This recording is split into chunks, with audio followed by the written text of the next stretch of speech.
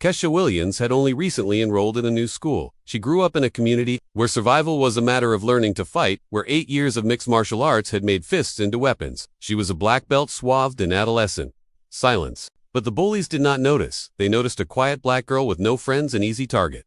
So they approached her with threats and demands, building the harassment daily. Then one day they crossed a line. Laughter followed. Someone said she deserved it. The hallway looked on. But Kesha didn't crumble. They thought she was fragile. They thought she'll swallow it. They were mistaken. Prior to going any further, comment where on earth you are watching from, and do you unforgetting to subscribe, because tomorrow's tale is one you would unwant to miss. The alarm rang at 5:30 a.m. Kesha Williams was up already, looking at the strange ceiling of her new bedroom. Detroit was a lifetime away, though it had only been 3 days since the moving van drove away from their old home. She got out of bed and crept to the basement, where her mom had already placed the heavy bag in the corner. But Kesha Williams was up already, looking at the strange ceiling of her new bedroom. Detroit was a lifetime away, though it had only been 3 days since the moving van drove away from their old home. She got out of bed and crept to the basement, where her mom had already placed the heavy bag in the corner. 40 minutes later, sweat clung to her brow as she completed her morning drill, jab, cross hook, uppercut. The combinations came as easily as breathing. 8 years of training had ingrained the movements within her.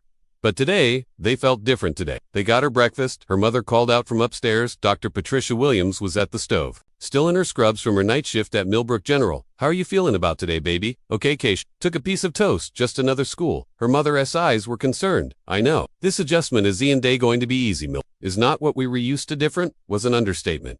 As Kesha stepped through the front doors of Millbrook High, the sea of white faces told her the same thing she already knew. Out of 800 students, she could count the black faces on 2 hands. The corridors hummed with normal morning vigor, but conversations suddenly stopped as she went by. Whispers trailed in her footsteps.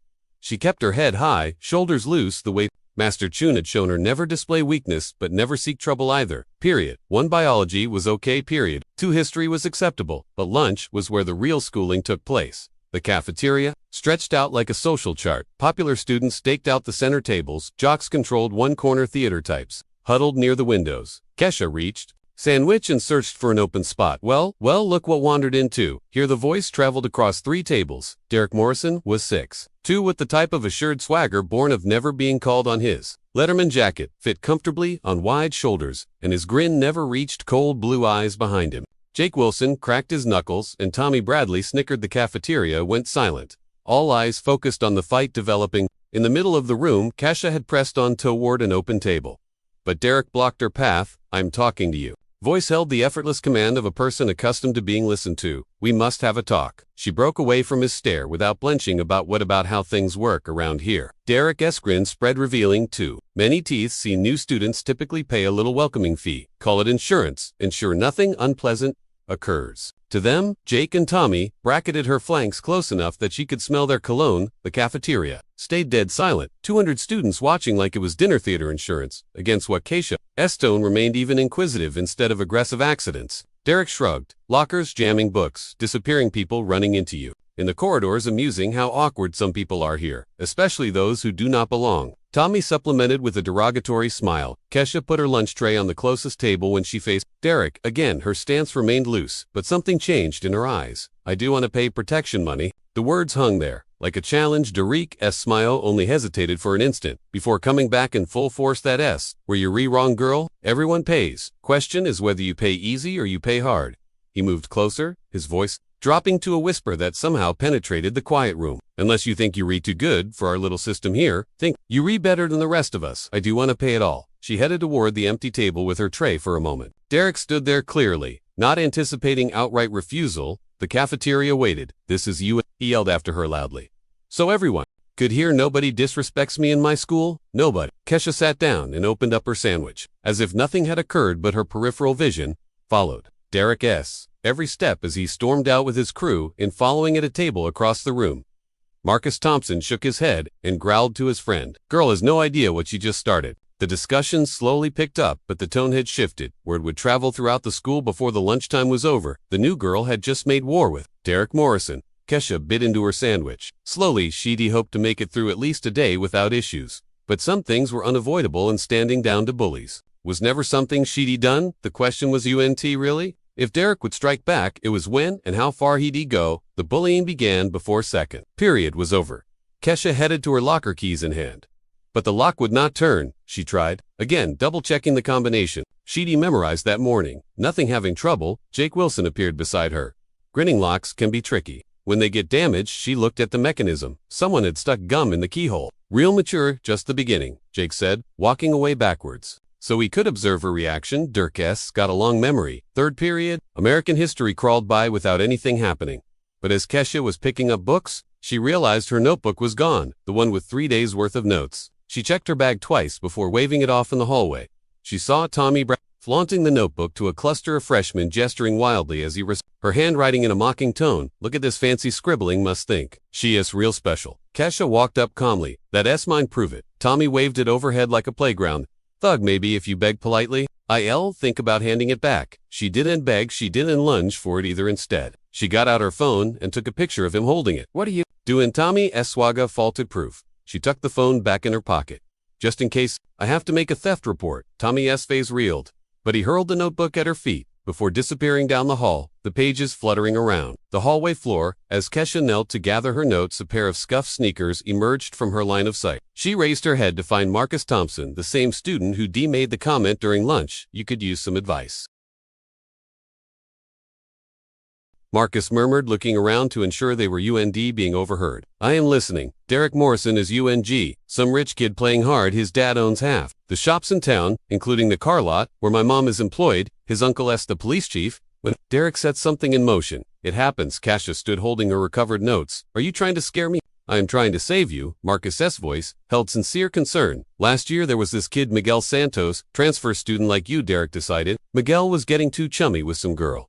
Derek liked Miguel, ended up with a broken nose and 3 cracked ribs. Fell down some stairs, as per the official report, and you think that I think Miguel switched schools 2 weeks later? Marcus leaned in closer. Look, I see standing up feels great, but Derek does not fight fairly, and he does not fight by himself. Whatever you are considering doing, do UNT before Kesha could reply. Marcus dissolved back into the crowd of students changing classes. The afternoon saw escalating harassment. Someone accidentally poured chocolate milk on her backpack at lunch in chemistry lab. Her safety goggles disappeared, coercing her to wear a scratched pair that caused it to be impossible to read measurements distinctly. By 6th period, a pattern had developed. Derek's group took turns making her life miserable, always with plausible deniability, always with witnesses who only saw accidents, not harassment. But 7th period crossed the line. Kesha sat in English class, struggling to pay attention to the discussion of To Kill a Mockingbird when Derek raised his hand. Mrs. Pettison, I think we should hear from our newest student about this book.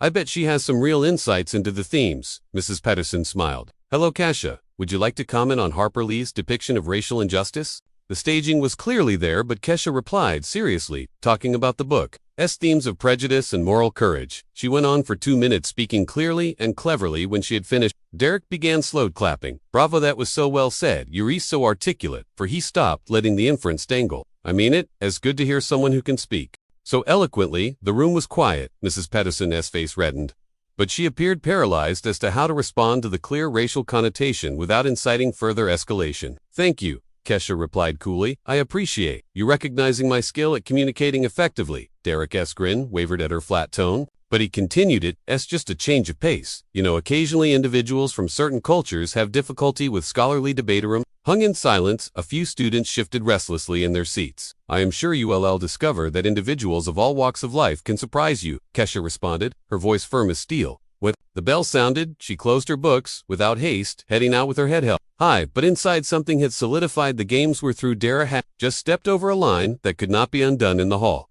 She could hear Derek laughing with his friends, probably patting himself on the back over his clever act. He had no concept of what he just released Friday morning began with Kesha discovering her locker festoon. Someone had stuck a banana to the metal door with a note in Derek's handwriting that said, "Welcome to the jungle." In his signature scrawl, she took it down without expression, knowing the students were converging to see her response. Some of them looked guilty, others giggled. Kesha crumpled up the note and threw it in the trash, but retained the tape as proof. Oh, did you not enjoy your gift? Derek emerged with his typical group, talking loudly enough for the increasing crowd to hear. I thought you would be missing the city wild's imaginative, Kesha said, closing her locker with intentional composure. But you could try improving your handwriting. It is clear who the source is. Derek's jaw clenching. He was unaccustomed to his targets speaking back at all, let alone in public. Maybe you need a lesson in respect. Maybe you Need a lesson in common, human decency. The hallway was abuzz with hushed responses. Students pulled out phones, catching on to something bigger happening all morning. During PE, the harassment escalated. Someone had placed itching powder in her sports uniform at lunch. Jake Wilson intentionally pushed into her, spilling her tray onto the floor. Oops, Jake remarked, not trying to conceal his smile. Hope you were not too clumsy to pick it up. Kesha crawled around on the floor to collect the scattered food. As students walked around her, a few of them volunteered to assist, but she shooed them away. She could take Derek's antics. What she could untake was the assembly of spectators, who seemed to relish the entertainment. The breaking point was reached in 8th period. Study hall. Kesha sat by herself at a corner table working on calculus assignments. When Derek and his gang approached the study hall, monitor had ventured out and left 30 students unsupervised. Hello all. Derek broke the news in a voice that echoed across the room. I've got something I want to share. He took out his phone, and abruptly Kesha's voice echoed across the room through a tiny Bluetooth speaker.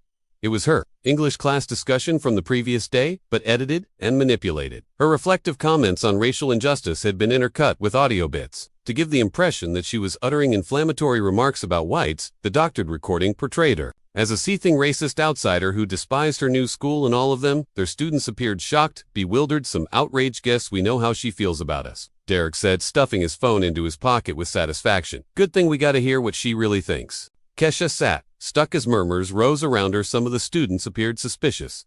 Others, repulsed. A few appeared to know the sound was fabricated, but their voices were lost in the din of those who thought they had that S. Not what I said. Kesha's words rose above the din. Derek spoke over her. Are you lying to me? Everyone heard you. Everyone heard you. Fake recordings to get me to sound like something? I am not. Derek moved closer to her table. Why would I have to fake anything? We all heard. What sort of human being you actually are? The study hall door swung open, and Mrs. Chun, the monitor, walked back in the room. Grew quiet. Students, suddenly interested in their homework. Is everything okay in here? Mrs. Chun asked, picking up on the tension. Perfect, Derek said with his politician's smile. Just having a friendly debate about current events. As soon as the bell had rung, Kesha packed up her books with hands that shook, almost imperceptibly. Student streamed out, some not looking at anyone, others looking directly at her. The harm was done. Tomorrow, Derek's Aditi tape would be everywhere on social media. As she headed to her last class, she heard snatches of talk. Aiko and Bullies, she said, all that seemed so shy and nice. Derek was right to think that of her at her locker after school. Marcus was waiting for Kesha. That recording was a setup. He murmured, I was in English class. I heard what you really said. Doesn't bigger now. Kesha removed her jacket. Damage is done. You could battle it, demonstrate it was edited, or I could battle the source. Marcus put his hand on her arm. Do you and go and do anything stupid to S waiting for you to lash out. Yes. Probably mapping out how to make you the aggressor, how to get you in trouble or arrested. Kesha's eyes met Marcus's worried face, then the passing students, some still pointing and whispering. Derek had been deliberate in his drive to isolate and shame her, each action designed to provoke her to a response that would be worth his brutality. Perhaps it was time to provide him with what he is anticipating. She shrugged off Marcus's hand and walked over to the door behind her. Marcus shouted, Kesha, do you undo this? It's not worth it. But some things were worth it. Her integrity was worth it. Her right to live in this school without being bullied was worth it. And sometimes the only way to end a bully was to demonstrate to them that their victim could strike back outside. Derek and his boys were joking around in the parking lot, most likely gloating on their successful character assassination, that they seemed so smug with themselves, so self-assured of their authority. Kesha let her backpack fall at the school entrance and strode towards them with determination. It was time to have that talk. Derek had been going on about it, but this time it would be her. Derek was still chuckling over the recording when he spotted Kesha heading towards him across the parking lot. His chuckling stopped as he saw her determined gait. The way she let her backpack fall like lifeless weight. Well, look who chose to come and talk. Then Derek, Stu, Jake and Tommy standing by him on automatic to apologize for being so unpleasant. Kesha halted 1 feet off, her voice smooth and steady. I am finished with your games. Derek the phony, recording the harassment, all of it. This is over. Oh, it's over. When I say it's over, Derek's confidence expanded in front of his audience.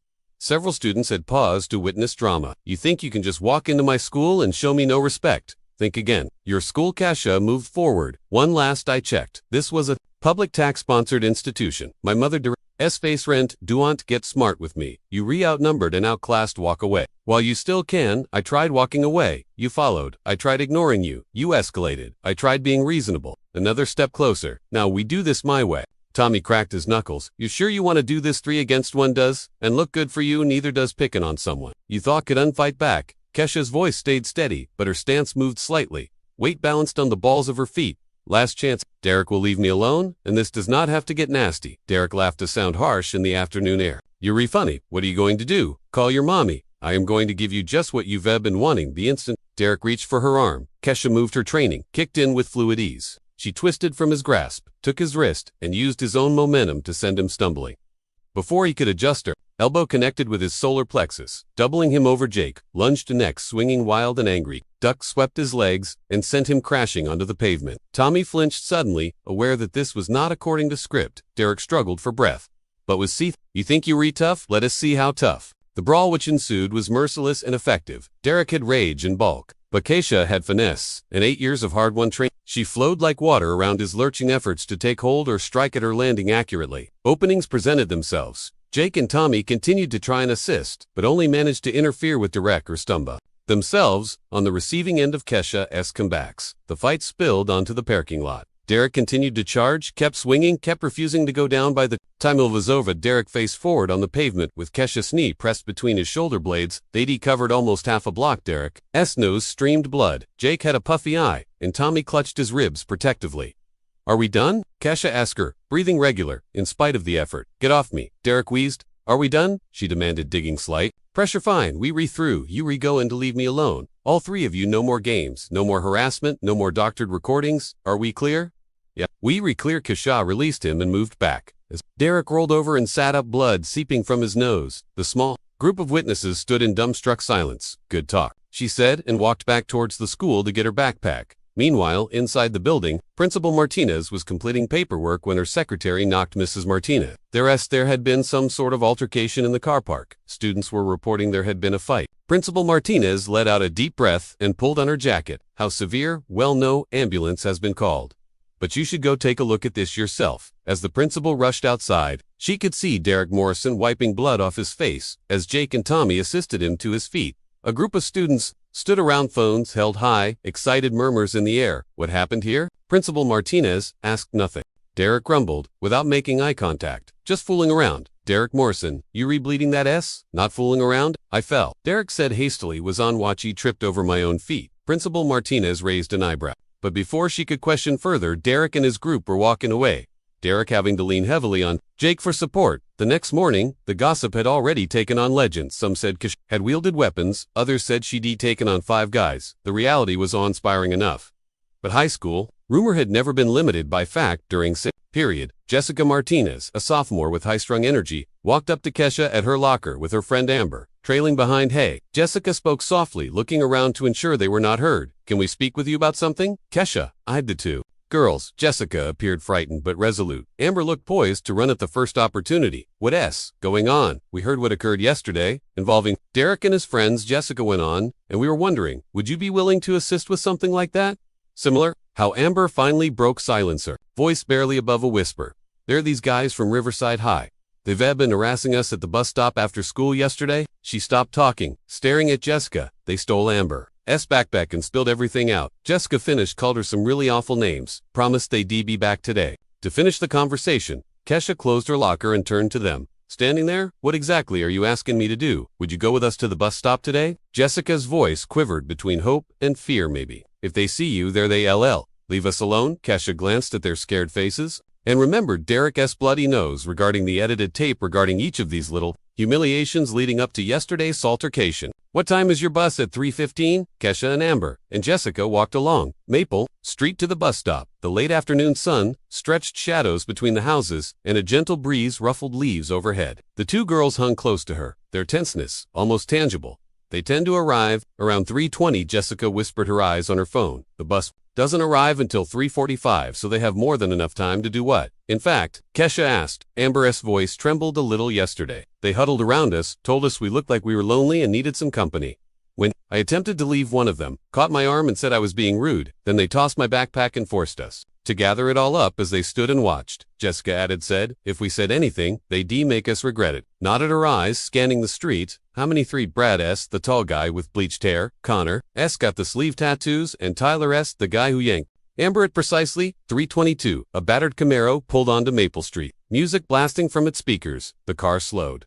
When it pulled up to the bus stop and three guys got out with the attitude of individuals who owned the block Brad saw Kesha right away, his eyes narrowing in confusion. Who asked the new girl? Nobody, Jessica said hastily, just waiting for the bus. Connor laughed, stretching the tattoos that traveled up his forearms. Looks like somebody to me. Looks like somebody who does unfit in this neighborhood. Tyler moved closer to Amber, who stepped instinctively behind Kesha. Did you come with backup, sweetheart? Not very nice. Actually, Kesha replied, her voice ringing out loudly in the still street. I am here to talk to you three. Brad's eyebrows shot upwards. A discussion about what about how you're going to leave these girls alone in future. The three boys looked at each other before bursting out laughing. Connor was wiping tears from his eyes. Dramatically, oh, that's rich. The cavalry has one girl who believes she's tough. I don't think anything. Kesha responded in an even tone. I am just telling you that your harassment is over. Today Tyler came even closer. Amber intentionally intruding her space. And what if we do? On 1 2 and 1. Anything, then you will find that some individuals do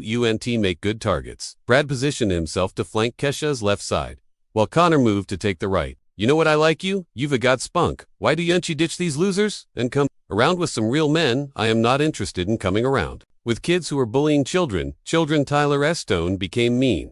These are kids old enough to learn some respect. He extended his hand to place on Amber's shoulder, and that is when Kesha shifted her left hand, blocked Tyler's outstretched arm, twisting it from Amber, while her right hand hit his wrist. Tyler yelped and stepped back, cradling his arm. With the Connor took a step forward, but Kesha was already shifting. Last warning, she said, her posture balanced and set walk away instead. Brad charged in from her left, while Connor approached from the right.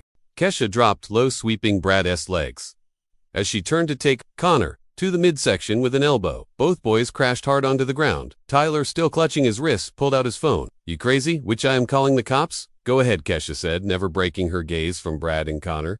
As they struggled to stand up, tell them three high school boys got beat up while attempting to assault two younger girls. I am sure that will go over well for you. Behind her phone, Jessica had been filming the whole encounter. I got it all, she said, her voice louder now, including the section where Tyler attempted to grab Amber. Brad wiped blood from his broken lip, glaring at Kesha with increased respect and ire. You have no idea who you messing with? Three cowards who pick on girls who are smaller than them. Yeah, I've got a pretty good idea. Connor hobbled back towards the car, his macho swagger totally punctured. This isn't over. Yes, it is, Kesha told him firmly. If I see any of you around these girls again, our next meeting, whoa, and be this civil. Tyler began to protest, but Brad caught him by the arm. Come on, let us get out of here. As the Camaro sped off in a squealing of tires, Jessica set down her phone with trembling hands. Oh my God, that was amazing. Are you two okay? Kesha asked her. Focus again on the girls. Amber nodded, relief tears in her eyes. Thanks. I do one think I could believe you did that. They were banking on you being too afraid to stand up for yourself, Kesha stated. Bullies always bank on that. The bus came around the corner, its brakes hissing as it pulled up to the stop as they boarded the bus. Jessica was already posting the video to her social media sites. Everyone needs to see this, she exclaimed. Everyone needs to know someone. As finally standing up to these creeps, Kesha got settled in, not realizing that Jessica's video was going to be posted hundreds of times before nightfall, propelling her from local legend to viral sensation overnight by 700 p.m. Jessica's video had been shared more than 300 times. By 900 p.m., it had hit 1,000. The caption was, Girl stands up to bullies, harassing students at bus stop. Finally, someone fights back. Students from 3 school districts left comments ranging from harrowing stories of harassment, intimidation, and abuse that had circulated in hallways, suddenly had a public voice. This is the girl who beat up Derek Morrison too. About time someone stood up to the Riverside crew. She should offer self-defense classes. Meanwhile, across town, Derek Morrison sat in his bedroom with an ice pack pressed against his still puffy nose, viewing the video for the 5th time. His phone vibrated with alerts friends, sending him the link asking if this was the same girl who had embarrassed him. This could be happening. He grumbled, reading the comments. Someone had already put 2 and 2 together, posting about his own run-in with Kesha in the school parking lot. His phone rang. Jake S.'s name appeared on the screen. You seen this? Jake S.'s voice was strained with rage. Everybody is seeing this. My dad is already having questions about why I resemble having been hit by a truck. She has got us looking like total fools. First us now. The Riverside dudes, quite a few people are calling her some sort of superhero. Derek's jaw was clenched. She is not a superhero. She was simply lucky. Twice at once, in Riverside, Brad Matthews had been having a similar discussion with his crew. How did we seem so weak? Connor paced his garage, while Tyler nursed his still painful wrist. 3 of us against 1 girl, and got decimated. Because she could fight, and we did not anticipate it, Brad said. But his tone was unquite convincing. Tyler played the video again. Look at this, she doesn't even appear to be winded afterwards. And now everyone is calling us cowards and bullies. We are bullies. Connor snapped at S. Just the thing. Fear keeps people in line.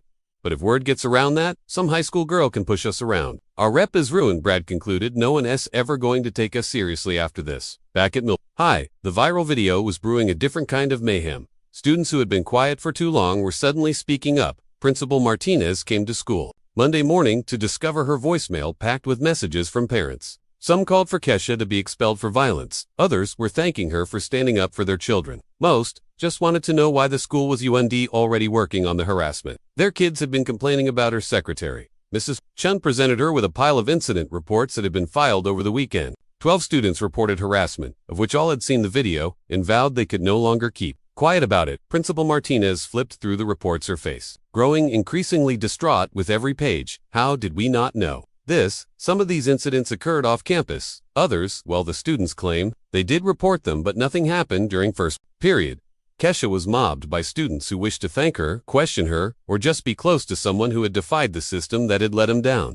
You read like a real-life action hero, said sophomore Danny, whose own complaint chronicled months of bullying by upperclassmen. I'm not a hero. Kesha responded, I just got tired of being pushed around. But even as students were hailing her as a hero, the administration was racing to spin the story. Principal Martinez held an emergency meeting with the school board where discussions soon turned to damage control. The incident occurred off school grounds. Board President Walsh insisted we can distance ourselves from this completely. Can we? Principal Martinez pulled up the video on her laptop. Because half the comments are about how our school has a bullying problem that we've been ignoring. Board Member Johnson leaned forward. What are you proposing? I am proposing that perhaps we should hear what these students have to say rather than caring about our reputation. The meeting became heated as board members debated holding Kesha back or backing her up for fighting. In the meantime, a parent protest was being circulated on social media calling for the school to enact self-defense classes and enhanced student protection by lunchtime. More than 50 students had signed up for a support group. Jessica had organized the group's purpose was simple: provide a safe haven for students who had been harassed.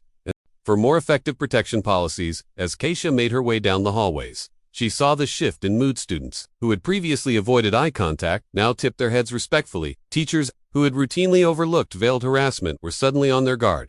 But she also saw Derek and his group staring at her with naked hostility, and she knew, though she'd won 2 wars, the war was unwon by any means. The viral video had afforded her a stage and an audience, but it had painted a larger target on her back than ever before. Tuesday morning, Kesha was summoned to the principal's office early. Before first period, Principal Martinez sat behind her desk with the pinched look of someone who'd been up to long handling phone calls. Please have a seat. Principal Martinez waved at the chair opposite her. We need to talk about what went down at the bus stop. Kids were being bullied. I intervened by resorting to physical violence off school grounds. Principal Martinez opened a folder on her desk.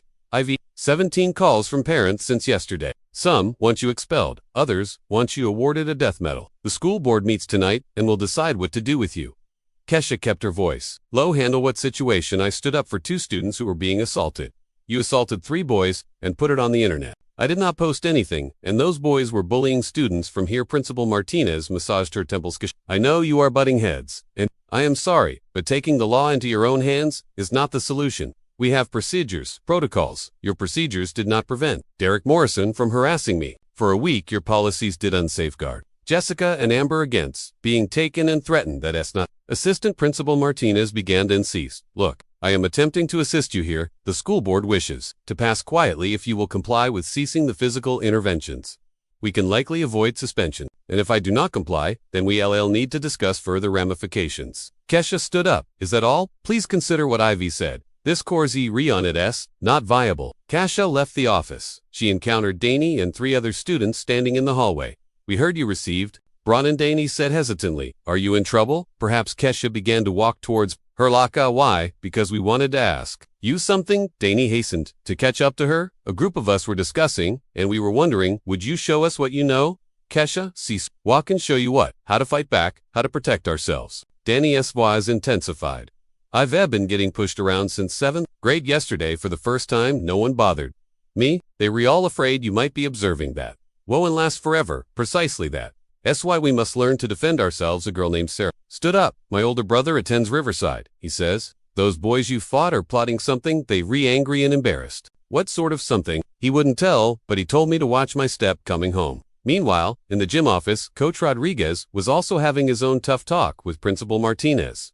You want me to prohibit her from accessing the gym, coach? Rodriguez folded his arms. For what? For initiating an unsanctioned martial arts program. Parents are complaining. This a fight club. Have you seen what she's really doing? She's instructing kids to protect themselves, basic moves, confidence, building it as just what half these students need. Principal Martinez sighed. The insurance liability alone is less than what we will encounter when one of these harassment situations becomes something more, coach. Rodriguez slouched forward. Sarah, I've been instructing here for 12 years. I've never witnessed students more interested in physical fitness than they've been this week. The school board doesn't agree? Then perhaps the school board needs to spend some time in the hallways observing how these children interact. Now observing how the bullies suddenly found other activities to occupy their afternoons that day.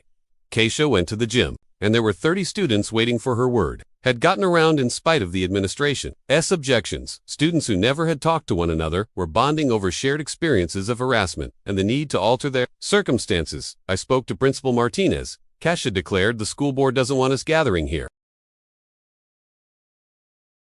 Disappointed murmur spread through the group. However, Keisha went on, this is technically after school hours, and Coach Rodriguez has given us permission to use the space. Coach Rodriguez came out of his office. As far as I am concerned, this is a fitness club geared towards self-defense and building confidence, totally within school guidelines. The students cheered, but Keisha raised her hand for silence. Before we begin, everyone must realize something. This is about fighting. This is about having the skills and assertiveness to defend yourself and others. We do unseek out trouble, but we do unflee from it. Either as she started instructing basic defensive positions, she caught sight of Derek and Jake standing at the glass doors of the gym. Their faces combined anger with something that could have been feared. Derek glanced at Jake. Look at them, she's creating an army. What do we do about it? Derek's grin was icy. We ensure everyone knows that action has a price inside. The gym students learn to escape from wrist grabs and verbal de-escalation skills, unaware that their growing confidence was being interpreted as a direct threat by those who had benefited from their fear. By Friday, Keisha's self-defense class had expanded to more than 60 students. The corner of the gym was abuzz as teens practiced releasing holds, building confidence,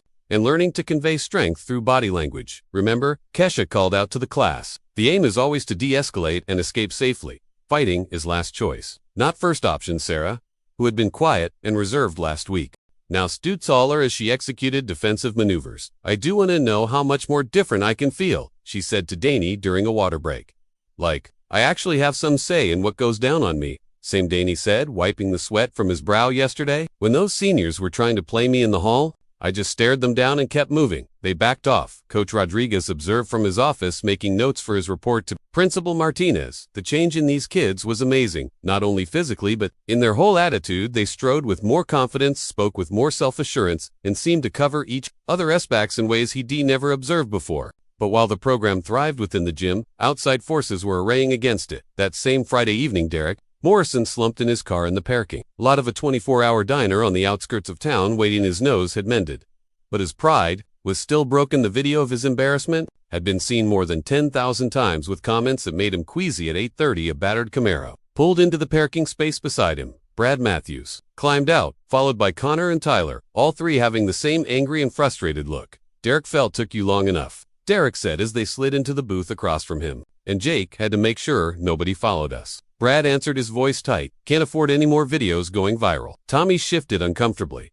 I still think this is a bad idea. What if someone finds out? We reworking together. Nobody's going to find out. Derek snapped, unless you plan on running your mouth. Connor leaned forward. Look, we all have the same problem. This girl caused us to look weak. And now everyone believes they can stand up to us. Our reputations are trash. It's worse than that. Jake contributed. She is training other kids to fight back. Yesterday, some freshman actually stood up for himself.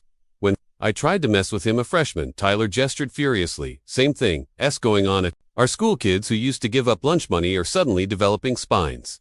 Derek took out his phone and played them a video from that afternoon's training session. 60 kids. She has got 60 kids learning to fight in a month. It'll be 100. So what's your plan? Brad asked. Derek's smile was cold, calculating. We can't touch her physically anymore. Too many people watching, too many cameras, but we can ruin her legally. How assault charges? My dad knows people in the legal system. We file complaints with the police, say she assaulted us without provocation, get her arrested, expelled, maybe even sent to juvenile detention. Connor frowned. But there's video proof of what actually occurred. Videos can be misleading, Derek said, suave, especially when you have the right lawyer interpreting them to a judge. My dad has already spoken with our family attorney. What about the bus stop thing? Tyler asked. That video was everywhere. 3 boys from high school. And one girl, we LL say she was armed, that we were defending ourselves.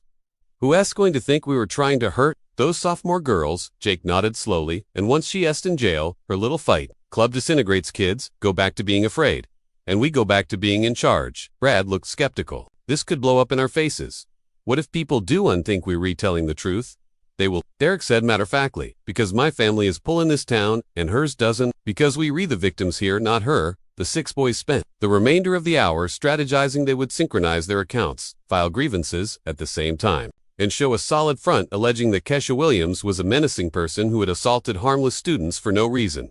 Meanwhile, at the school, Kesha was wrapping up the training session, having no knowledge that a legal trap was being laid for her same time. Monday, Sarah inquired, as students packed up their things. Definitely, Kesha said, and remember, practice situational awareness over the weekend. Trust your instincts. As the students streamed out excitedly discussing their success, Coach Rodriguez caught up to Quisa. You've done something remarkable here, he said softly. These children are different. Stronger, they were always strong. Kesha responded, they just needed reminding. Be wary though, change your nerves. Some folk, especially people who gain from the status quo. Kesha nodded, putting her own stuff away.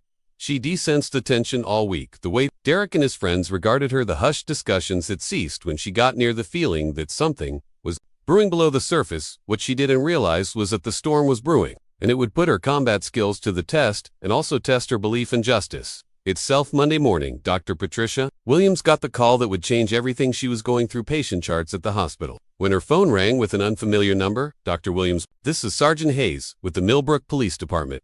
We need you to come into the station with your daughter Patricia. Blood ran cold. Is injured? What happened? She asked. Not injured, ma'am, but assault charges have been brought against her. We have to bring her in for questioning. Assault charges? Impossible. My daughter doesn't, ma'am. We have 6 complainants. I recommend you get a lawyer. Patricia's hands trembled as she phoned Keisha Esqua, then her own supervisor, to ask for emergency leave. By the time she arrived at High, police were already present. In the principal's office, Principal Martinez looked shaken as she outlined the situation. 6 boys from 2 schools have made formal complaints, accusing Keisha of assaulting them unprovoked. That's ridiculous, Patricia declared unequivocally. My daughter was defending herself and fending off other students. The accusers have a different version, Hayes stated, going over his notes. They accuse her of systematically targeting and attacking male students. They were asking for restraining orders. When Kesha was summoned to the office, her cool demeanor faltered for the first time since she transferred to Millbrook. Seeing the anxious face of her mother and the stern look of the police officer, she realized that Derek's retribution had been in a shape she hadn't expected. Am I under arrest? She asked softly. Not yet, said Sergeant Hayes.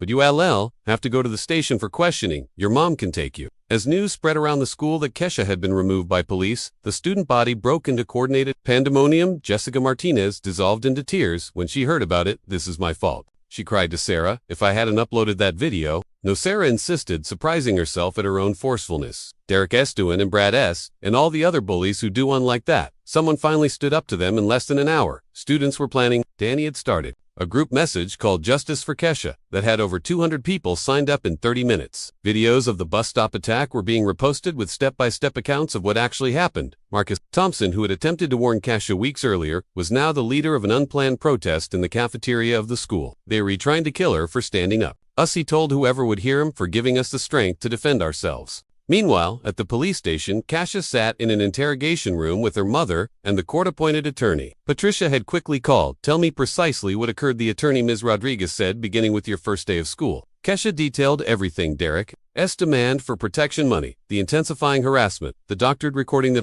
confrontation in the parking lot, and the bus stop attack. Her mother listened, increasing in anger as details came out. Kesha never said, "Why didn't you tell me about this?" Patricia asked, resentfully apparent in her voice. Because I thought I could take care of it myself. And because I knew that if you complained to the school, it would only make it worse. Ms. Rodriguez took furious notes. Do you have any proof of this harassment? I took pictures of things they did to my locker. There may be security footage of some things that happened back at school. Coach Rodriguez was having his own angry conversation with Principal Martinez. You know this is wrong, he explained, his voice tight with pent-up anger. You've ever seen what that girl has done for our students? The confidence she has given them, the way she has helped them hold their own.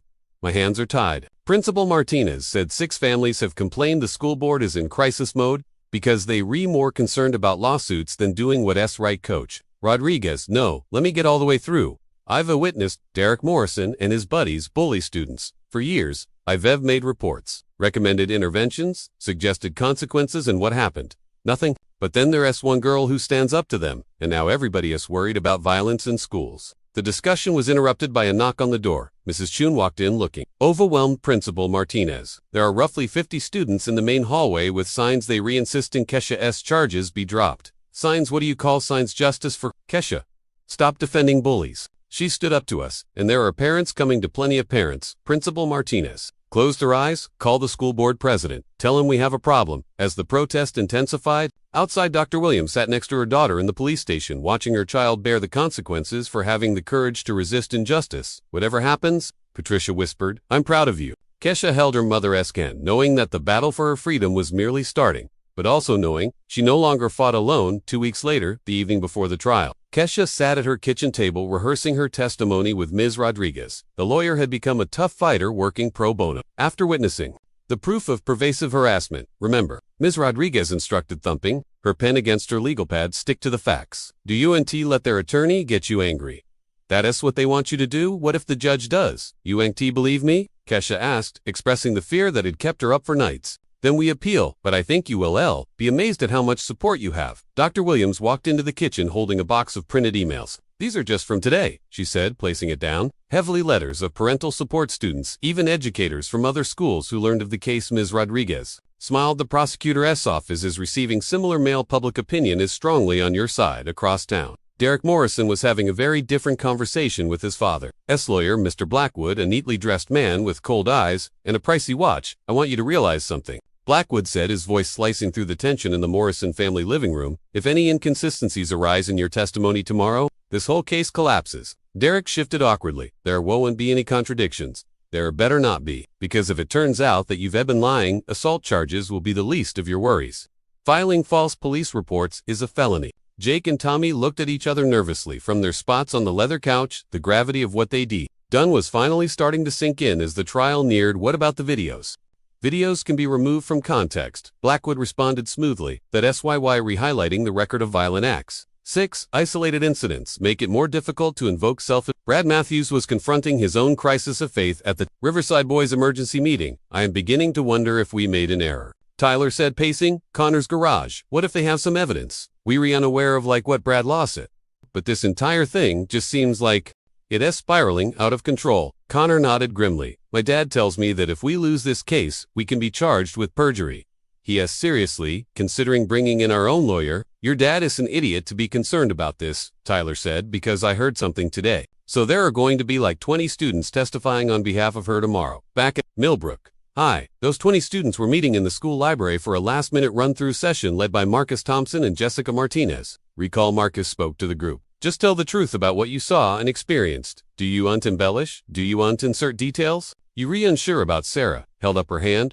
What if they try to make us appear dishonest? Then we remain calm and stay with what we said. Jessica responded, because our stories are accurate. Danny shook her head resolutely. I've been bullied by Derek for 3 years tomorrow. I get to tell someone in charge about what that was like. Coach Rodriguez, who had been sitting in the back of the room, came to the front. I want each of you to understand how proud I am of your bravery. Standing in court takes the same kind of courage Kesha demonstrated in that parking lot. Will you be testifying as well? Coach Sarah asked. I will, and so will Principal Martinez, though she is not aware of it. Yet the group looks stunned. Marcus scowled. She is going to testify on behalf of Kesha. She is going to testify concerning the harassment complaints that were lodged, and ignored the course of conduct that brought them to this place. Ms. Rodriguez subpoenaed her this afternoon. As the session concluded, students embraced each other goodbye, aware that tomorrow would decide not only Kesha's destiny, but the future of their school's climate. That evening remained awake, gazing at the ceiling, reflecting on all that had brought her to this point. 8 months ago, she'd have been a reserve kid in Detroit, studying and training. Now she was the subject of a court case that had split her new community. Her phone rang with a message from Jessica. No matter what happens tomorrow, you altered everything here. Thanks. Likewise, messages had been flowing all evening from students. She had assisted parents whose children had gained their voices, and even strangers who had watched the viral clips and drawn inspiration from her bravery. At 2 o'clock a.m., she finally managed to sleep soundly, knowing that in 8 hours, she would stand outside that courtroom bearing the hopes and worries of everybody who'd ever been bullied. Everybody who'd ever been told to keep quiet. Everybody who'd thought that fighting for what's right was worth it. The trial would decide her league of destiny, but the verdict had already been given by her community. She had given them the strength to think justice existed. The Millbrook County Courthouse hummed with anticipation as supporters occupied all seats available. Students, parents, and residents had come early to wait in the line that circled the building. Judge Patricia Thompson, a serious woman in her 50s, banged the court into order at 9 a.m. on the dot. The state versus Keisha Williams. Charges of assault in the second degree, she said. Mr. Blackwood, you may proceed with your opening statement. Derek S. lawyer stood tall, his pricey suit drawing attention. Your Honor, this case is about a pattern of unprovoked violence committed by the defendant against 6 innocent young men. We will demonstrate that Keisha Williams relentlessly attacked and beat my clients, resulting in physical injuries and emotional distress. He pointed towards Derek, who sat with his head hung low, playing the victim. These boys were just minding their own business. When they became targets for the defendant, Essinger, the evidence will demonstrate that she is a dangerous woman who employs the use of her martial arts skills to threaten and hurt other people. Ms. Rodriguez stood up for the defense, her voice clear and strong. Your Honor, what we have here is not a case of unprovoked attack, but a young woman defending herself and others against systematic harassment and bullying. The evidence will demonstrate that every move my client made was in reaction to increasing threats and actual physical aggression on the part of the complainants. The prosecution summoned Derek first. He went into the stand with rehearsed nervousness, describing a made-up version of events. Keisha had come after him aggressively in the cafeteria. I was just trying to be friendly to the new student, Derek testified, his voice shaken with feigned emotion. I volunteered to take her around, help her adjust. Instead, she became aggressive and threatened me. And what took place in the parking lot? Blackwood asked. She had me and my friends backed into a corner after school. We attempted to leave, but she pursued us. When I tried to defuse the situation, she attacked out of nowhere. Ms. Rodriguez for cross-examination. Mr. Morrison, isn't it true that you extorted protection money from my client on her first day? I not know. What you're talking about is you and Ted. Also true that you produced an edited sound recording to shame her in front of fellow students. Derek's coolness wavered a bit. I never edited anything. We LLC about that. Ms. Rodriguez addressed the judge. Your Honor, I'd like to introduce defense Exhibit A. The courtroom was silent as the original unedited version of Keisha's English class debate came through the speakers, followed straight away by Derek's edited version. The contrast was stark and unmistakable. Derek's face turned red as murmurs broke out throughout the courtroom. That was nothing but a joke you used to embarrass my client in the presence of 30 students. Objection, Blackwood phoned, but harm was done. The prosecution's case continued with Jake and Tommy giving the same made-up testimony, but their stories started falling apart on cross-examination. Tommy contradicted Jake's timeline, and Jake was unable to account for why security footage caught them bullying other kids on the same days. They themselves said they were victims when Brad Matthews testified on behalf of the Riverside boys. His testimony fell apart even quicker. You're reporting this to this court. That 3 high school boys were threatened by one girl at a bus stop. She was aggressive, Brad muttered, which was repeated back to him as aggressive, or standing up for 2 younger students against harassment. Ms. Rodriguez showed an edited video by Jessica which evidently revealed Brad and his group threatening the girls. Before Keisha joined in the defense, it started with Marcus Thompson, whose evidence regarding Derek's 3-year campaign of bullying was heartbreaking. Student after student testified, each explaining instances of harassment that presented a vivid image of systematic intimidation. Jessica's tearful testimony regarding the bus stop encounter moved several jurors to tears. Tyler grabbed the arm of my friend when she attempted to leave. We were intimidated and outnumbered. Keisha rescued us. Sarah's testimony was as compelling. Derek and his crew made school hell for anyone they chose to target. Keisha gave us hope that somebody would finally confront them. Principal Martinez's grudging testimony regarding complaints of ignored harassment and the school's inability to shield students lent institutional credibility to the defense case. Ultimately, Keisha did testify herself. Her composed, measured answers stood in stark contrast to the complainant's fumbling evasions. I never wanted to fight with anyone, she said.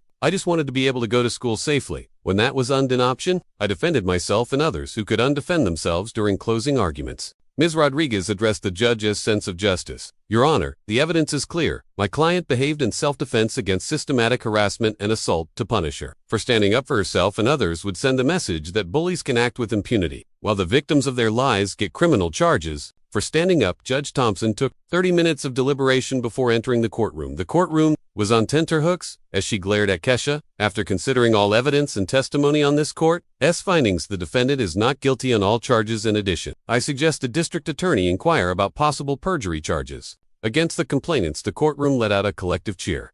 Keisha hugged her mother and lawyer after finally being released from the legal threat over her head. 4 weeks, the Givalis last bang rang out in the courthouse as Judge Thompson's words hung over the crowded courtroom. Derek Morrison sat immobile at the plaintiff's table, his skin pale as the dawning of perjury charges struck home behind him. His father's countenance had changed from assured dominance to barely checked rage. "You said this was a sure thing," Mr. Morrison snarled to Blackwood as reporters started moving forward. "You said the girl didn't have a chance."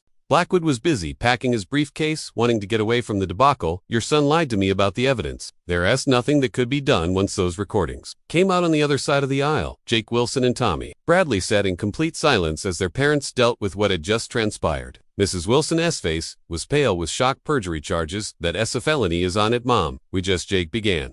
But his mother stopped him. "We'll be talking about this at home, and you'll be calling every family hit by this debacle to apologize in person." Meanwhile, the Riverside boys were having their own comeuppance. Brad Matthews saw his meticulously built tough guy persona shatter as his father turned to head out without a word. Connor and Tyler trailed behind them all. Bravado was lost. "This is crazy,"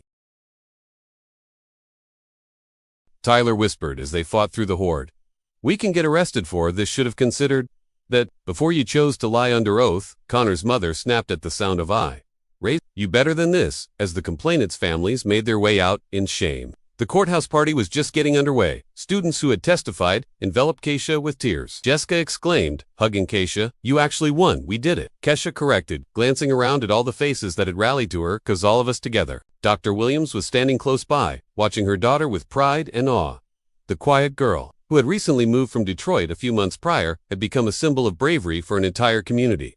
"I am so proud of you, baby," she whispered when Keisha arrived at her, "not only for winning, but for the way you reacted to everything." Ms. Rodriguez gathered up her papers with satisfaction. In 20 years of practice, she'd hardly ever seen a case where justice seemed so obvious. "The district attorney will most certainly pursue perjury charges," she informed the Williams family. "Bogus police reports, lying under oath. These boys have some serious legal problems in front of them." Beyond the courthouse, news events filled the sidewalk as reporters spoke with students, parents, and community members regarding the landmark case. The tale had spread beyond Millbrook into a national discourse on bullying, self-defense, and institutional failure to support students. "This is a message," Marcus Thompson said to a reporter surrounded by dozens of students. "You intimidate folks and then claim victim status. When they fight back." The weeks after the trial brought sudden changes to Millbrook.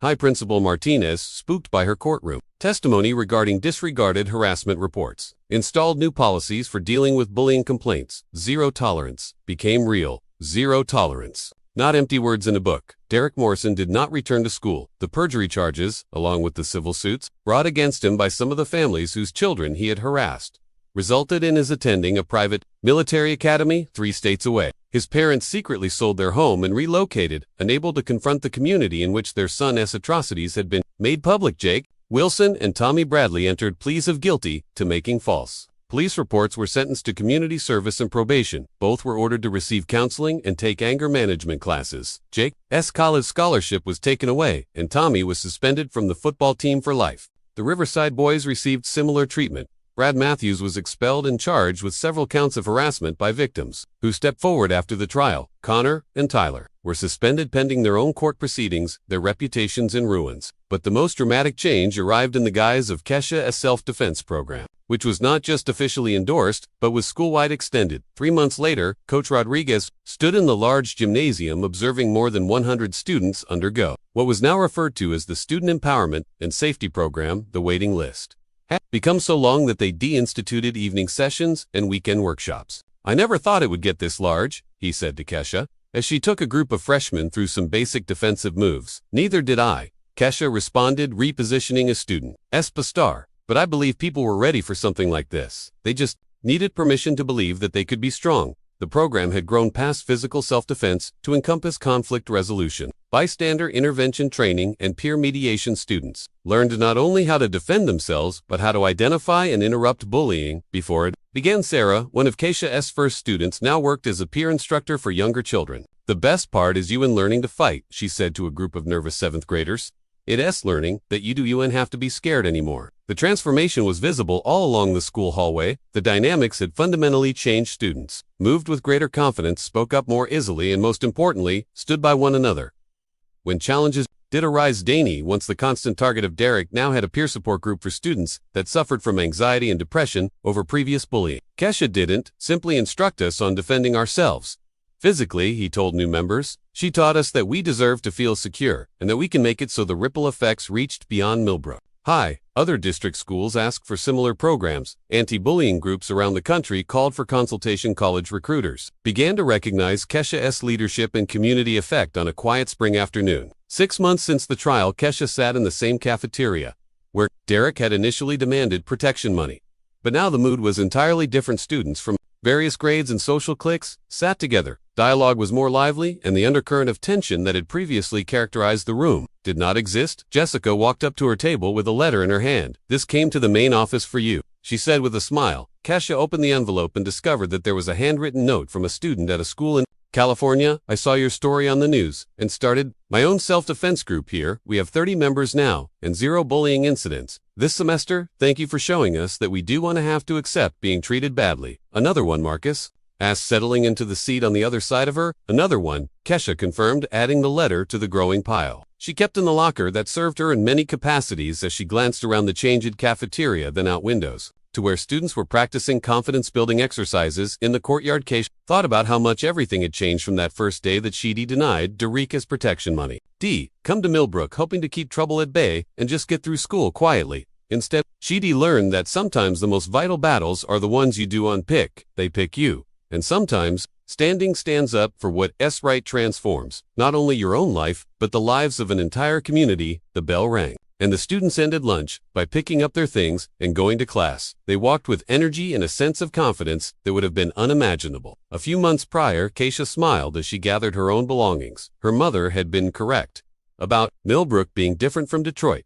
It was different, it was better, and she had helped to make it. So by walking through hallways that had previously felt aggressive, surrounded by students who had discovered their voices and their power, Kesha Williams understood that there are battles worth it all that you invest in. I hope you liked that story. Please like the video and subscribe so that you do not miss the next one. Meanwhile, I have personally selected 2 stories for you. I believe you will like. Have a wonderful day.